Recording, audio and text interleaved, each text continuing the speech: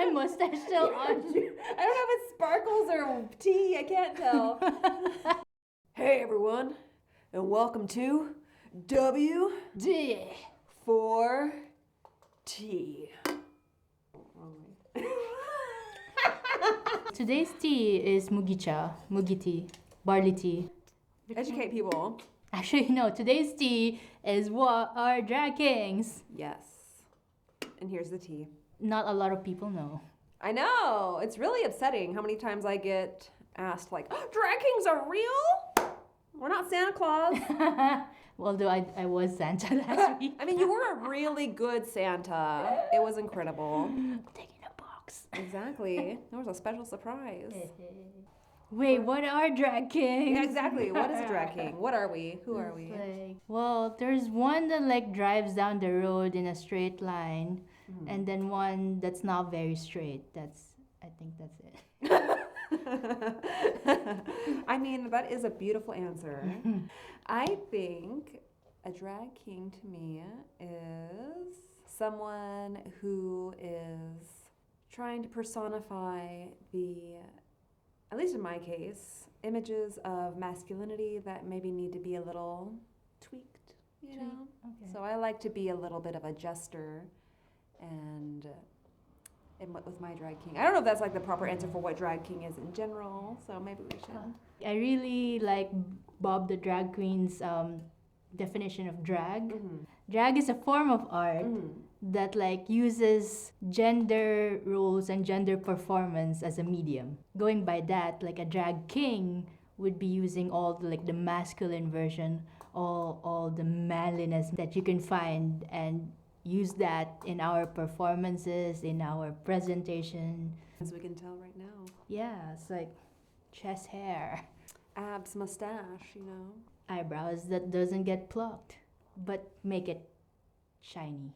Yes, glitter. You are the glitter king. You are very shiny. I'm still very matte. Very masculine. Yeah. Masculine! Masculine! Hashtag. Exactly. What's your name? My name is, I gotta get my hands ready. Wes Experience, or Wes X for the short kings, if you wanna do my short. Wes X. Oh, yeah. Like a WX. Does this need to go in front or not? Oh, it doesn't matter, man. Okay. I go both ways. You Oh, know? now you know. I'm Derek Toro. I guess Derek T for short. I don't know. DT. The big D? Okay, with the big T. I don't know where it's going. WD for T.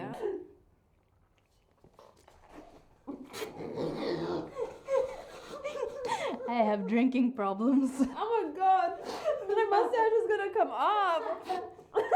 You need to use setting spray. I know, I need to buy some. Oh god.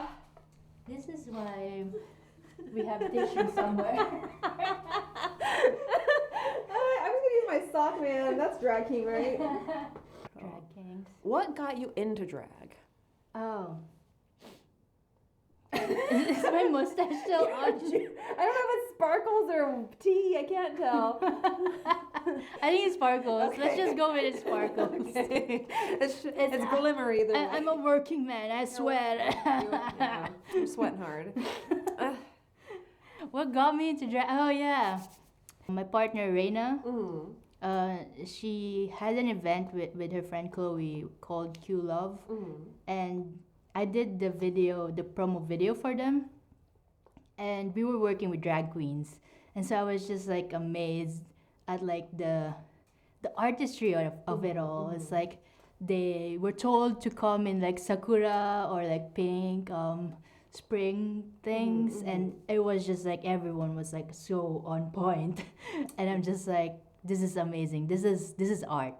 And so after that, I started looking for like, okay, are there drag kings in Tokyo?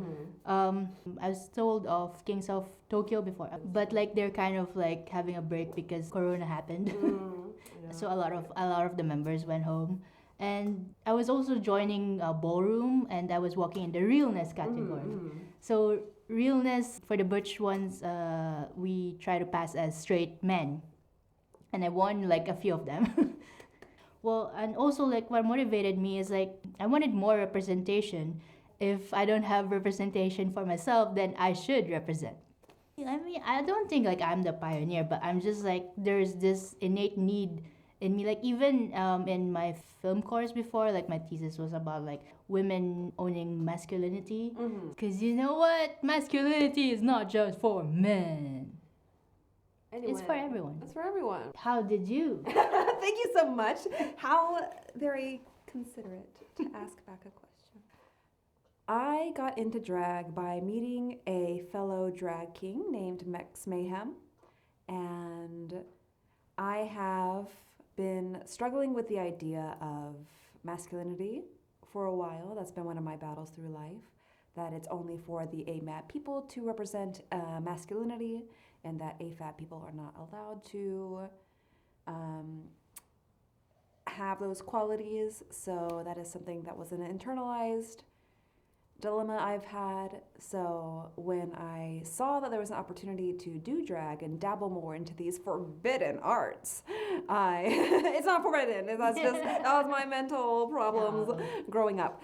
But it really helped. It really helped me develop as a person and unpack a lot of trauma that I had growing up. But I feel like I've gotten a lot healthier from putting on a mustache from time to time and dabbling in this masculinity that was out of bounds for me for a lot of my life. So it's been fun. West X for health, men's health. Mental health for men. How would you describe like who West X is, or like what's the West X look? Well, that is, so there is a baseline. I think that, yeah, it's all right. The baseline for West X is, like, I drew my name from the character Wesley from A Princess Bride. So he's my underlying vibe. I love him. As you wish. As you wish, princess. You know, life is pain. You know, that's the vibe. But I think other than that, like the other part of my name, Experience, is that I'm going to create a tale for you every time I perform. And a lot of times I do draw on literary novels and other things like that. Like I did one recently where I was Frankenstein's monster, so I do like to pull from literature for my characters to do a modern readaptation of those stories, because they're timeless, you know. And I just like to be spooky and fun and quirky and camp, and that's usually what I like to go for, and a little goofy. Tell me about the look. Oh, the look today, I'm very Western for the West experience today. Got my denim. Would you call it the West X? No, that was my first name. Oh, for real? Yeah. Way.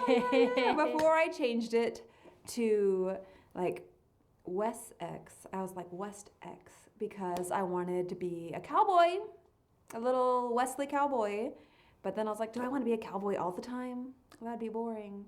So I changed it. You know, I don't want to be stuck in a little. Now you're X West X. Yeah, exactly. X West X. Right. So tell me, you look very glam, you know? I look very like I ate hamburgers. Just look. Look here. Shining star. Look into the chest hair. Look at the chest hair. But so how would you classify glam? Wait, glam? I don't know anything about glam. Really? You are the glam king. Really? I don't. Out of all the kings, you're the shiniest. Is that it? Okay, well, I'm the shiny king. Shiny.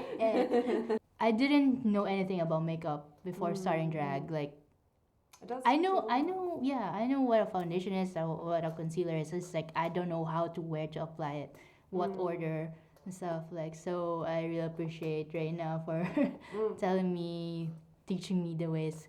And also, I found myself like just browsing through YouTube, like looking for like how do I do drag king makeup, because there's a lot of drag queen makeup and like, but there's just a stark difference between like how you would present very feminine and then very masculine.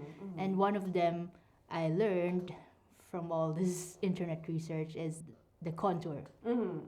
So queens would want to have to round the face more and like opening it up more and then rounding Like it. round and heart kind of shape. Yeah, but like kings would be like More square, chiseled, yeah. jawline. And then like this part they call it the horns the horns or something. the I forgot. the T-zone. As Yeah. well. Oh, okay. Well, I thought this was the T zone. I mean, the T-zone's connected to the horn zone. Okay. Basically, the purpose of this is because men usually have a more pronounced like brow bone, so you wanna like accentuate this area. There are so many times where I want to paint my whole face a different color. I'll be like Frankenstein's monster. I will be an orange-faced character or a yellow-faced character or any rainbow assortment of colors I will do. And the only way people recognize me is my hair. Oh, So they're like, oh, you're West X, right? Orange hair. I'm like, yes.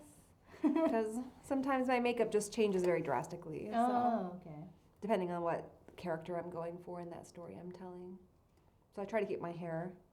I think like the way you draw your like facial features, it has a signature to it.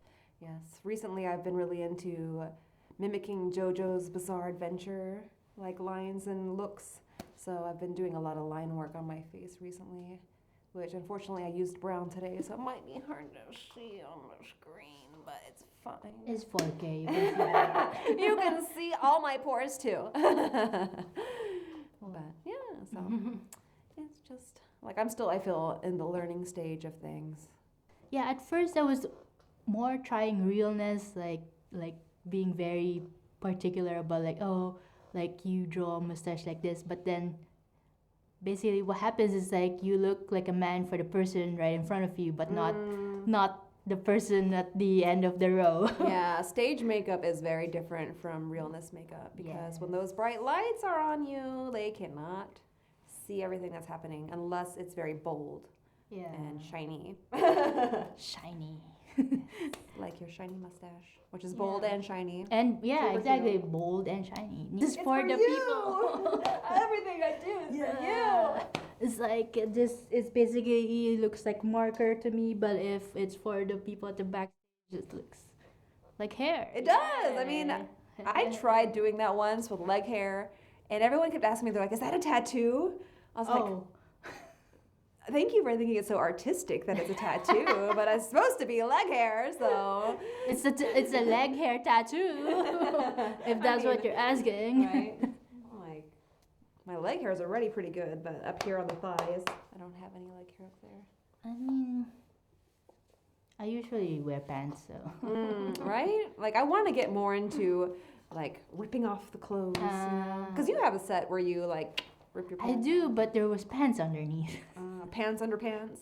Well, Pantsuction. it's what you call what is it, the assless chaps? I mean, all chaps are assless, so it's weird. Anyway, chaps. Chaps. The cheeks were out. Yeah. And one more thing I'm very proud, like that I researched is tucking. So Tuck those titties.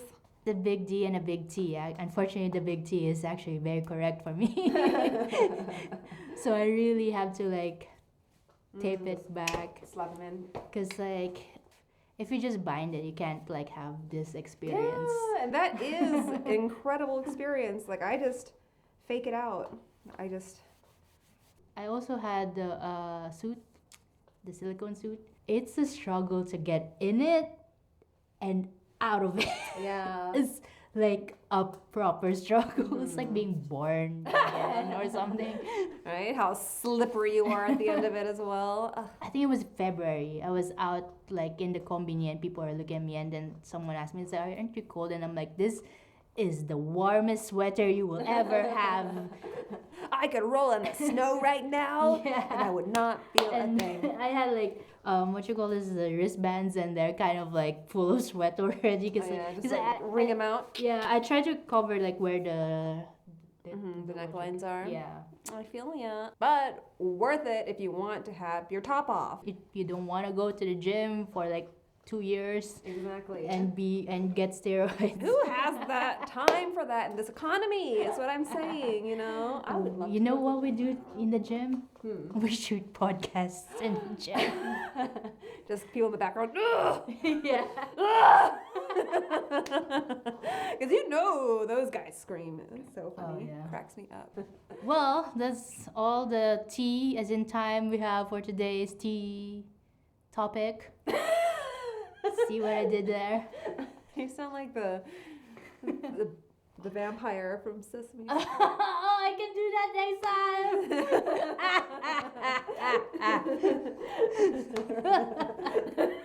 There you go. That's how we get inspiration.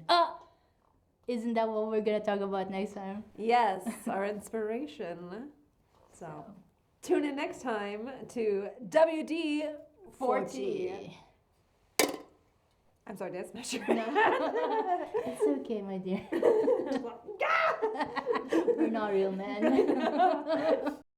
Go be as man as you can. Be manly and go man.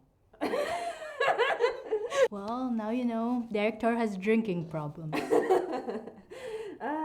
And Wes X likes to get it wet.